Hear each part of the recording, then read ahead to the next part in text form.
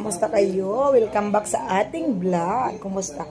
Alam nyo guys, tong aming doggy ay pinahihirap. To the maximum level. Kasi pagkagabi talaga iyak siya ng iyak, hindi namin alam ang gagawin. So, kumakatok siya sa mga pintuan namin. Ayaw niya na walang ilaw, no? Ambisyosa. Malakuryente, di ba? At saka isa pa, alam nyo, gusto niya babantayan. Kapag wala na siya nakikitang tao dito sa sala, ay talagang nag-iiyak na siya. So naman ako naman, ang ginagawa ko kasi, alam nyo, pag nakakaedad na tayo, kulang ang tulog natin ay talaga namang kukunti na lang. Maya-maya lalabas ako, titigil siya. Tapos nakakupod ako sa sopa, nandito ako sa sopa. Minsan alas 2 na, kung kailan kasarapan ng tulog mo, saka siya nag-iingay. Gusto niya may nakikita siyang tao rito sa, sa sala.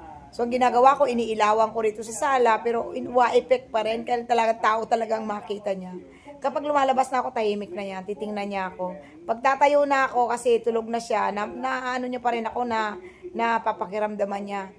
Umpisa na naman siya, naku, magdamag akong gising, no? Kagabi si Alex na nagbantay, para kami tuloy may mga baby dito sa bahay. Iyakin tong aso na to. Siguro hindi pa to sa nanay, I don't know. Pero okay naman siya, kumakain naman siya. Ang problema niya nga lang, ayaw niya talaga yung gabi. Ang gabi talaga yung sa araw natutulog siya. Tingnan mo naman style. Sa araw natutulog, sa gabi kami gising. Ano ba yun?